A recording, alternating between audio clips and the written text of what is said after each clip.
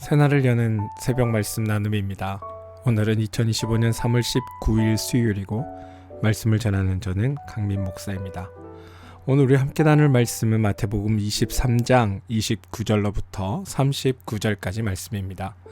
화 있을진저 외식하는 서기관들과 바리새인들이여, 너희는 선지자들의 무덤을 만들고 의인들의 비석을 꾸미며 이르되, 만일 우리가 조상 때에 있었더라면 우리는 그들의 선지자의 피를 흘리는 데 참여하지 아니었으리라 하니, 그러면 너희가 선지자를 죽인 자의 자손임을 스스로 증명함이로다. 너희가 너희 조상의 분량을 채우랴. 뱀들아, 독사의 새끼들아, 너희가 어떻게 지옥의 판결을 피하겠느냐. 그러므로 내가 너희에게 선지자들과 지혜 있는 자들과 서기관들을 보내매, 너희가 그 중에 덜어는 죽이거나 십자가에 못 박고, 그 중에 덜어는 너희 회당에서 채찍질하고 이 동네에서 저 동네로 따라다니며 박해하리라. 그러므로 의인 아벨의 피로부터 성전과 제단 사이에서 너희가 죽인 바라가의 아들 사가랴의 피까지 땅 위에서 흘린 의로운 피가 다 너희에게 돌아가리라. 내가 진실로 너희에게 이르노니 이것들이 다 이 세대에 돌아가리라. 예루살렘아, 예루살렘아, 선지자들을 죽이고 내게 파송된 자들을 돌로 치는 자여, 암탉이 그 새끼를 날개 아래 모음같이 내가 내 자녀를 모으려 한 일이 몇 번이더냐. 그러나 너희가 원하지 아니하였도다. 보라, 너희 집이 황폐하여 버려진 바 되리라. 내가 너희에게 이르노니 이제로부터 너희는 찬송하리로다. 주의 이름으로 오시는 이야 할 때까지 나를 보지 못하리라 하시니라. 마태복음 23장 29절로부터 39절까지 말씀입니다. 어제 외식이라고 하는 의미를 살펴보았습니다. 오늘 말씀은 외식하는 자의 믿음이라는 제목으로 오늘과 내일 이 두 차례에 걸쳐 이 본문 말씀을 살펴볼 텐데요. 23장을 마무리하며 23장 전체에 나와 있는 내용을 오늘은 정리를 하고, 내일은 구체적으로 본문 말씀으로 들어가 그 말씀이 어떻게 적용되는지에 대해 한번 살펴보겠습니다. 어제 외식이라고 하는 의미를 살펴보았습니다. 그리고 지도자, 선생, 랍비라고 하는 말의 의미도 살펴보았습니다. 외식이라는 말, 이 말은 대체적으로 세 가지로 쓰인다라고 말씀드렸습니다. 첫째는 겉다르고 속이 다른 것, 둘째는 남에게 보이려고 행동하는 것, 셋째는 23장에서 말하는 대로 무익한 행동 또는 결실 없는 수고를 말한다라고 말씀드렸습니다. 이렇게 세 가지 의미가 쓰이고 있지만 사실 자세히 살펴보면 세 가지 의미가 실제 내용적으로 보면 매우 유사하다라는 것을 여러분들은 이해하실 수 있을 겁니다. 따라서 결국 외식이라고 하는 것은 효과 없는 행위, 무가치한 종교 활동이라는 것을 의미합니다. 여러분, 의약품을 선전하는 것을 보면 흔히 허위 과장 광고라는 것을 우리가 만날 때가 있습니다. 분명히 선전할 때 이 약이 어떤 약이고 어디에 좋고 어떤 병을 낫게 한다라는 것을 설명을 합니다. 그래서 많은 돈을 주고 실제로 그 약을 사 먹었는데, 그럼에도 불구하고 나에게 아무런 효과가 나지 않는다면 그것을 두고 허위, 과대, 과장 광고를 했다라고 생각할 수 있습니다. 분명히 선전할 때는 약이라고 선전을 하고 먹으면 살이 빠진다는 둥, 먹으면 병이 낫는다는 둥 설명을 해놓고서는, 그래서 실제로 돈을 주고 사 먹었는데 실제로 나에게는 아무런 효과가 나타나지 않는다면 그걸 허위, 과대, 과장 광고라고 합니다. 이걸 종교적으로 말하면 실제로 행동을 했고 수고를 했는데 아무런 결과도 효과도 나타나지 않는 것, 그걸 외식하는 종교 행위다라고 말하고 있다는 겁니다. 여러분, 종교에는 각 종교가 가지고 있는 특별한 행위가 있습니다. 그리고 그 행위를 하는 까닭은 당연히 그 행위를 통해 어떤 결실을 맺고자 하는 겁니다. 그런데 아무런 결과도 나타나지 않는다면 그 종교를 위해 한 행위는 무가치한 행위고 무의미한 행위입니다. 그리고 이것을 성경은 외식하는 종교 행위라고 말하고 있다는 겁니다. 그런데 오늘 본문에서 보시면 이러한 외형적인 어떤 행위뿐만이 아니라 매우 원리적인 측면에서 외식하는 종교의 행위가 무엇인지를 설명하고 있습니다. 23장 전체를 볼 때 외식하는 종교의 모습을 한 7가지 정도 예를 들어 설명해 줍니다. 그런데 그 중에서 몇 가지만 한번 살펴보겠습니다. 23장 전체를 여러분 한번 놓고 말씀을 한번 들어봐 주시길 바랍니다. 13절과 15절인데요. 보시면 이 두 절은 동일한 내용을 설명하고 있습니다. 뭐냐? 바로 천국에 들어가는 것과 관련된 이야기라는 겁니다. 근데 제가 여러분에게 여러 번 강조했습니다. 여러분, 천국에 들어가는 방법은 인간적인 방법이 없다라고 말씀을 드렸습니다. 누군가 만약 어떤 선행을 해서 착한 일을 해서 천국 갈 수 있습니까? 라고 만약 묻는다면 대답은 없다라고 대답할 수 있습니다. 그런데 사실 이렇게 대답하는 게 좀 조심스럽기는 합니다. 왜냐하면 우리 기독교에서 말하는 선한 행동, 다시 말해 착한 행동 또는 선행, 이런 것들은 단순히 세상에서 말하는 착한 행동을 말하는 것이 아니기 때문입니다. 기독교에서 말하는 선한 행동, 착한 일, 선행은 하나님의 마음을 가지고 하는 행동을 의미합니다. 그러면 하나님의 마음을 가지고 하는 행동을 했는데 왜 천국까지 못합니까? 라고 물을 수 있는데, 여기에는 기본적인 전제가 있습니다. 구원받지 않은 인간은 모두가 죄인이다라고 성경이 규정하고 있기 때문입니다. 따라서 죄인에게는 하나님의 마음이 있을 수 없습니다. 하나님의 마음이 없기에 그는 무슨 행동을 해도 그건 선행이 되지 않는 겁니다. 따라서 내가 어떤 선행을 하려면 먼저 내가 하나님으로부터 구원받은 자다라는 그 구원의 확신 또는 하나님의 일하심에 대한 확신이 우리 가운데 있어야 하는 겁니다. 그리고 그 구원받은 상태로 행하는 게 성경에서 말하는 선행이고 착한 일입니다. 그런데 구원받지 못한 사람이 어떤 행동을 해도 그건 하나님 보시기에 선행이 되지 않습니다. 그래서 하나님 마음이 없이 행하는 일이기에 선행이 불가능한 겁니다.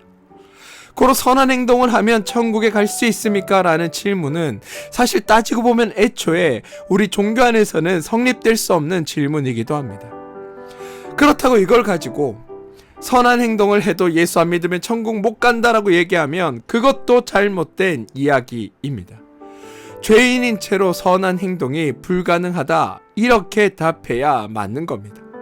그러니까 우리 기독교에서는 어떤 인간적인 측면에서 천국 갈 수 있는 방법론, 이런 건 없습니다. 그런데 23장 본문에서 유대 지도자들이 백성들에게 뭐라고 했냐면, 이렇게 하면 천국 간다, 저렇게 하면 구원받는다 라고 방법을 제시했다는 겁니다.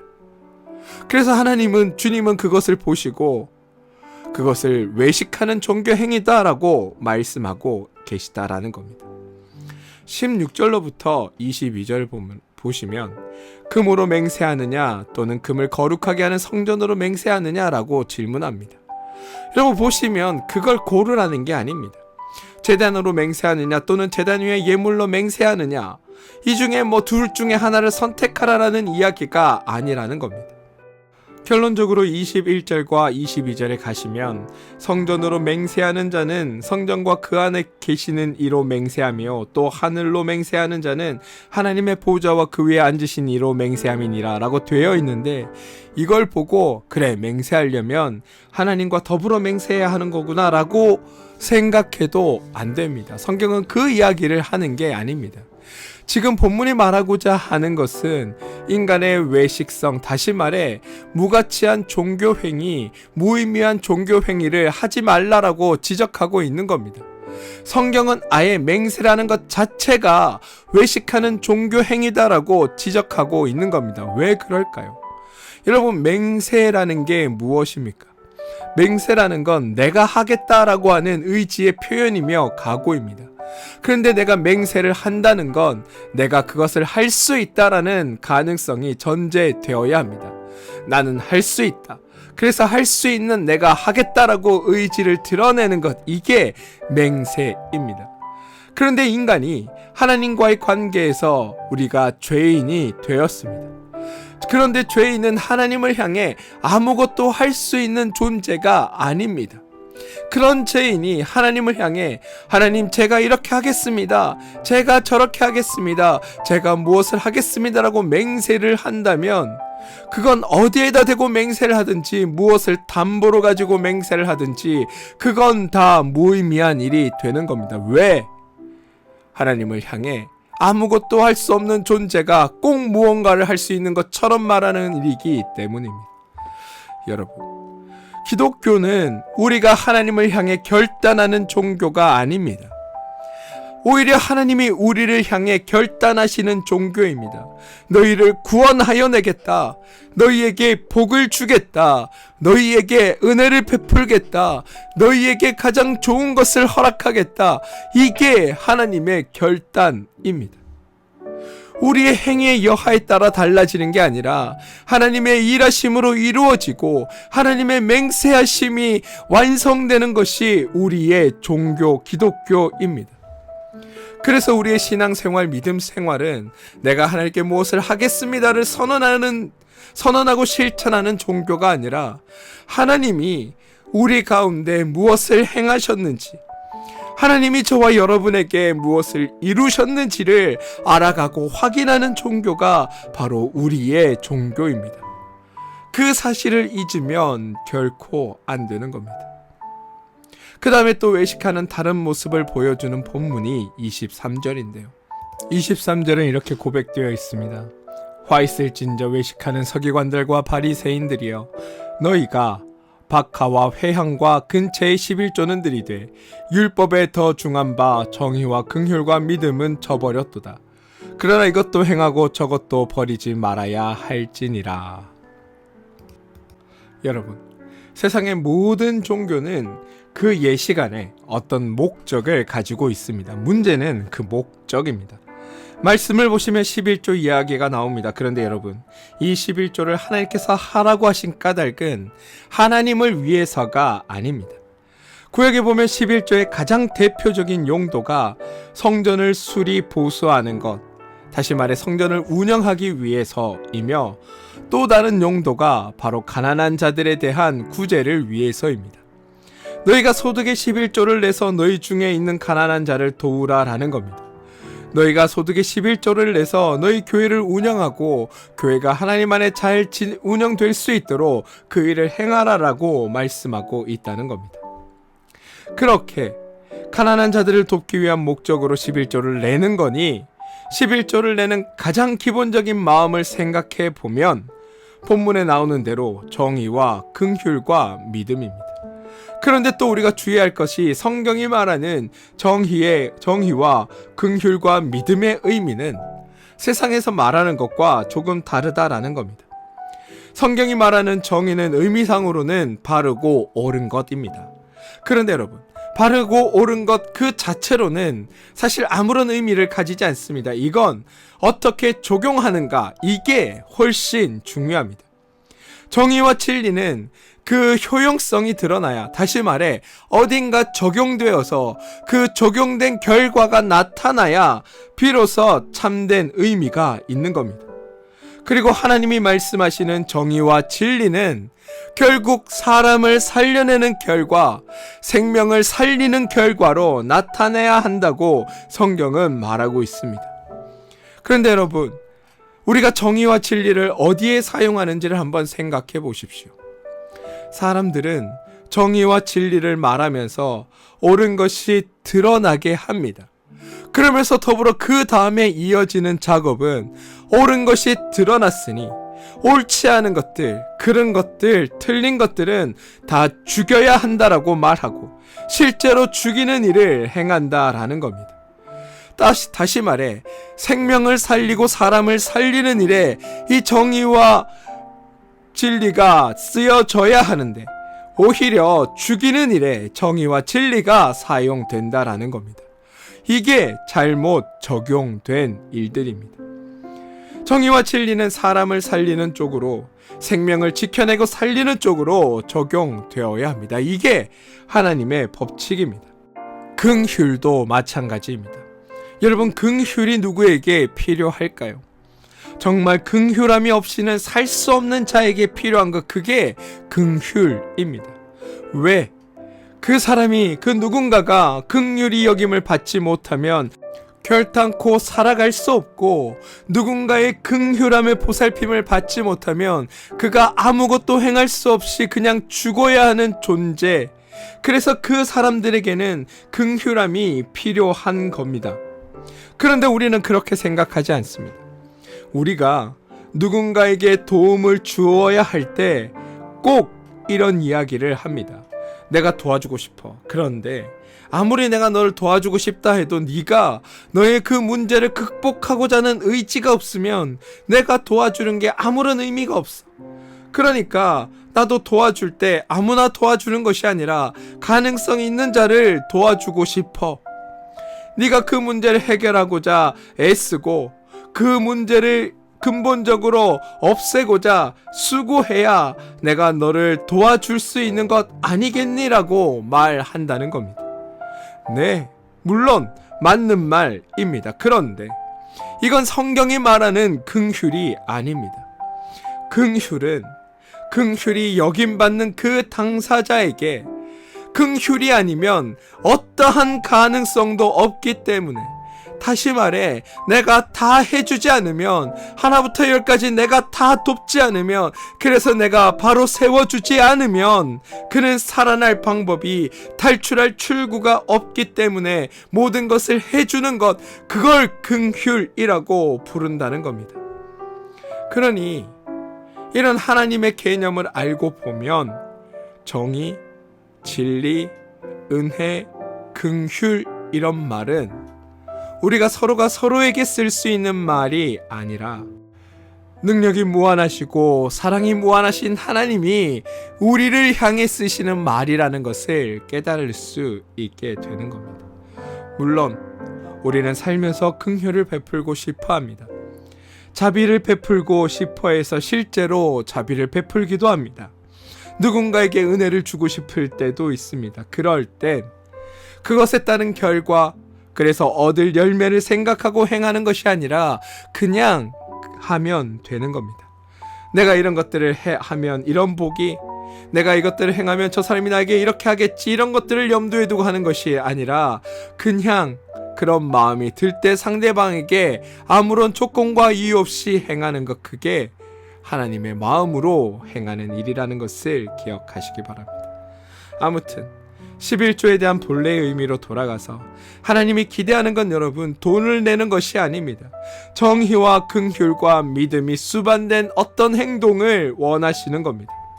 그리고 이걸 반대로 말하면, 정의와 긍휼과 믿음이 있다면 당연히 수반되어 나오는 행동이 11조라고 말하고 있다는 겁니다.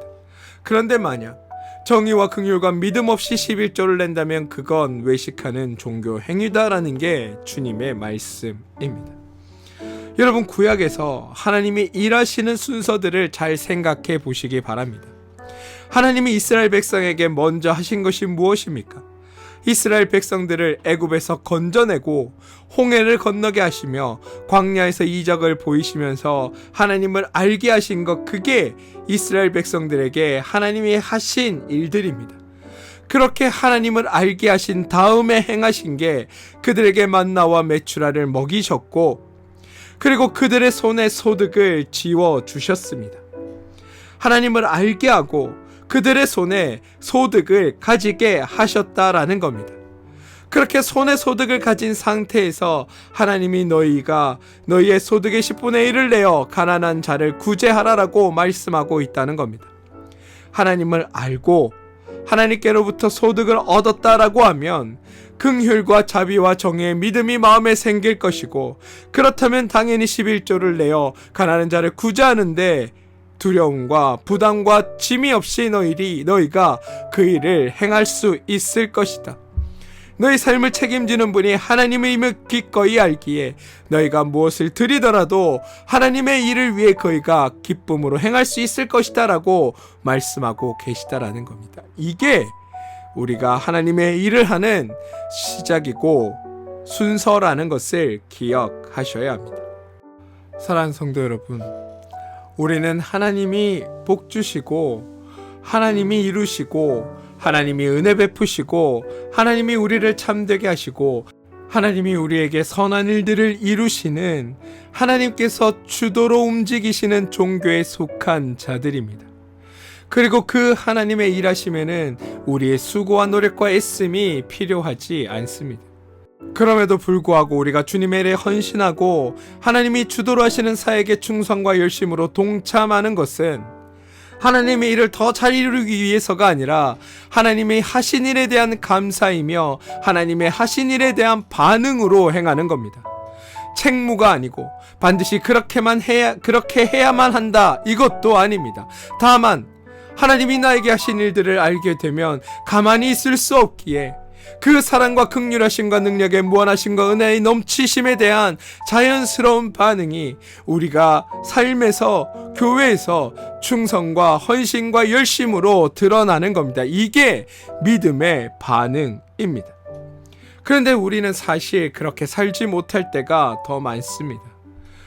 그냥 이렇게 행하면 복 주신다고 하니까, 이렇게 행하면 더 큰 은혜로 함께 하신다고 하니까, 그래서 충성과 헌신과 열심을 하나님 앞에 바칠 때가 많습니다. 물론 원론적으로 보면 그건 잘못된 믿음이긴 합니다. 그런데 그런 마음이라도 헌신하고 충성하고 열심히 주님을 섬겨 나가시면 하나님은 그 믿음도 귀하다라고 받으십니다. 그런데 여러분, 제가 이런 말씀을 드리는 이유는 알고 저 나중에 바꾸어가기 위해 애쓰며 참된 믿음으로 나가는 것과 모른 채 그냥 끝까지 가는 것은 전혀 다른 문제이기 때문입니다. 저는 여러분들이 비록 지금은 하나님께 무언가를 바라고 하나님께 무언가를 원해서 하나님께 헌신과 열심과 충성을 바친다 하더라도 이후에 여러분의 믿음은 하나님께서 여러분에게 행하시고 이루시고 완성하신 일들에 대한 반응으로, 기쁨과 감사에 대한 반응으로 하나님께 열심과 헌신과 충성을 드리는 그런 믿음으로 변화되어 가기를 원해서 이 말씀을 드리는 겁니다. 사랑하는 성도 여러분, 열심히 하지 말라 이런 얘기를 드린 게 아닙니다. 헌신과 충성 바쳐봐야 아무 소용없다 이런 얘기를 하는 게 아닙니다. 저는 여러분들이 헌신과 충성과 열심을 주님 앞에 드리기에 앞서 내가 어떤 열심과 헌신과 충성을 드려야 할까에 집중하기보다 먼저 여러분 가운데 하나님께서 이루신 일이 무엇인지를 먼저 살펴보길 원합니다. 그리고 그것이 무엇인지를 알고 거기에 대해 반응으로 나타나는 것이 하나님에 대한 열심과 헌신과 충성이기를 소망합니다. 그게 바른 신앙의 자리이기 때문입니다. 사랑하는 성도 여러분, 하나님이 우리에게 행하신 것들을 먼저 깨달으십시오. 그가 하신 일들에 대한 반응으로 하나님의 일을 나에게 동참시켜 주셨다는 그 감격으로 하나님이 섬겨가시는 일을 열심과 헌신과 충성으로 해나가시길 바랍니다. 그리고 그렇게 해나갈 때 하나님께서 더 큰 은혜와 기쁨으로 여러분의 삶을 충만하게 하신다는 사실을 기억하시고 오늘 하루 여러분의 삶을 이루시고 완성하시는 하나님의 이루심에 집중하시고 거기에 대해 기쁨으로, 기대로, 감사로 반응하며 나가는 복된 일들이 여러분의 삶에 충만히 넘쳐나게 되길 주님의 이름으로 축원드립니다. 오늘 하루 우리의 충성과 헌신의 대가로 하나님께 은혜를 구걸하는 삶이 아니라 이미 넘치게 베푸신 하나님의 은혜와 이미 넘치게 주신 하나님의 복을 기억하며 그것에 감사하며 기뻐하며 드리는 참된 헌신과 충성을 주님 앞에 드리는 여러분들 되시고 그 가운데 여태껏 알지 못했던 진짜 기쁨과 행복을 누리며 사는 그런 복된 날 되시길 주님의 이름으로 축원드립니다. 함께 기도하겠습니다. 주님, 우리의 신앙의 시작이, 우리의 신앙의 모습의 시작이 오직 하나님으로 말미암게 하여 주시옵소서. 무언가를 바라고 행하는 신앙의 자리가 아니라 이미 행하신 것들에 감사와 기쁨으로 반응하는 신앙생활 되게 하시고 그것을 통해 참된 행복을 누리는 우리 모두가 되게 하여 주시옵소서. 예수님의 이름으로 기도합니다. 아멘.